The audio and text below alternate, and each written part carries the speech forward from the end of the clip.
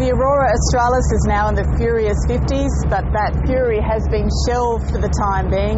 The excellent ocean conditions continue. Among the scientists on board the Aurora Australis is Dr Harvey Marchant, a biologist from the Australian National University.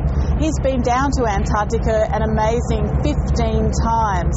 It's not the ice or the penguins that interest him, it's something he needs a very good microscope for. The smallest of the organisms that you find in the sea. I start to get excited when you need a microscope to be able to see them.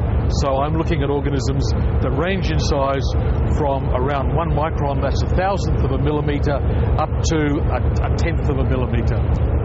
What are you looking for? What are you doing with them? These organisms are the base of the marine food chain here. They provide the food for everything else in the ocean. If it wasn't for these little critters, there would be no krill, there'd be no fish, there'd be no whales, no seals, no seabirds. So they're fundamentally important in the ocean, that not only as food, but they also soak up a lot of the carbon dioxide in the atmosphere. In fact, the atmosphere's concentration of CO2 to a large extent is determined by the activity of these critters. Also, some of them produce chemicals which end up in the atmosphere and can affect cloudiness. So these little critters are of global importance. Just remember, the next breath that you inhale, about 50% of the oxygen will come from critters in the sea that you need a microscope to be able to observe.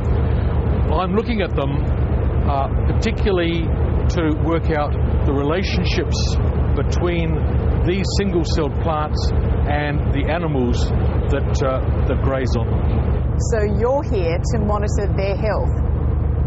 Obviously, I can't look at them all, so I'm concentrating on particular groups of organisms. One group that I'm looking at in particular, that I'm looking at all through the cruise, is a group of, in fact, bacteria called cyanobacteria, blue-green algae. These organisms we've found in the past are some of the major photosynthesizers, the major primary producers in temperate and tropical waters, but by the time you get to polar waters, they're effectively not there. So this is a fundamental difference between polar waters and the rest of the ocean, is really the absence of these little critters. And if you don't have these very small organisms, these, by the way, are around a micrometre, 1,000th of a millimetre in size, with an absence of these organisms, you have a difference in the food web in polar waters that you do in temperate and tropical waters. And I've just checked with the bridge, and from this point in the Southern Ocean, we are exactly 1,000 nautical miles from our destination, Antarctica's Mertz Glacier.